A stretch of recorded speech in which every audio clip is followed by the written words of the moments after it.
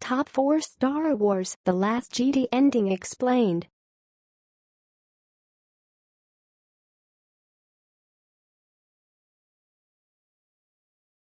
If you are brand new to our channel, we invite you to take a moment to subscribe. Just click on the lit red button as well as the gray bell. Why the bell? Well, it will let you know every time we post a new video. 1. A New Hope. In a surprising turn, Johnson chose not to close the movie on a shot of Rey or one of the Last Jedi's main characters, but instead on the young orphan Rose and Finn met on Canto Bight.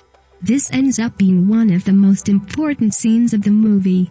We see that this young boy is part of a new Force-sensitive generation following Rey and Kylo Ren. The orphan lightly summons his broom to his hand instead of just picking it up. This signifies to the audience that he has burgeoning Force powers, with Rey and Kylo Ren both being the most powerful of their kind moving forward due to the deaths of Luke Skywalker and Snoke. This being the final shot of The Last Jedi hints that a new generation of Force users could be a key part of Episode 9. Additionally, this young orphan reveals that he kept Rose's secret resistance ring. Considering none of General Leia's allies showed up to assist the final few resistance fighters on Crate, this small reveal proves that there is a group of downtrodden individuals across the galaxy who now look to the resistance with hope, as was Leia's intent. 2. Luke Skywalker's death from Obi-Wan Kenobi to Yoda. It is well established in Star Wars canon that when some Jedi die, they can surrender their bodies to the Force and disappear instead of leaving a corpse behind. The reason Luke died is actually hinted at early on when Kylo Ren has his first Force connection with Rey. He says that she couldn't be appearing to him through the Force because the effort to do that would tear her apart.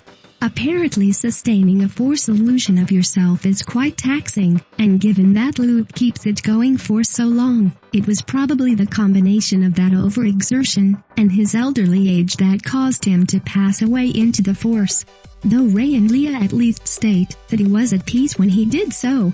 The real question going forward is whether Luke will return in Episode 9 as a Force ghost or not. It would be a huge missed opportunity for Mark Hamill to not reprise his role as Luke Skywalker in some capacity in Star Wars Episode 9 to fulfill a Force Ghost mentorship role for Rey like Obi-Wan Kenobi once did for him. 3. The missing Jedi texts. We're supposed to assume that Yoda burned down the prized Jedi texts with the tree structure on Ahch-To that housed them. But in a blink-and-you-miss-it moment at the end of the movie, we see that they actually are still intact. When Finn opens up a drawer on the Millennium Falcon to grab a blanket for Rose, we catch a glimpse of the books lying next to it. While we can assume that Rey snagged the books before she pieced out from Ahch-To with Chewie and R2-D2, that has yet to be confirmed. 4. Rey and Kylo Ren's missed connections. The Snoke-forged connection between Rey and Kylo Ren is one of the most engaging new dynamics to be introduced in The Last Jedi.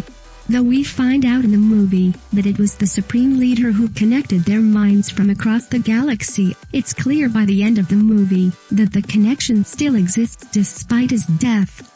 They share one last mind connection at the end of the movie. Kylo Ren is in the abandoned Resistance base on Crate, and Rey is loading the remaining Resistance fighters onto the Millennium Falcon.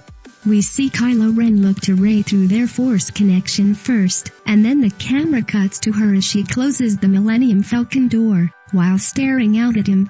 It's easy to read this scene as Rey closing herself off to the man formerly known as Han Solo, though it's unclear if he will still be able to Force mind meld with her again going forward.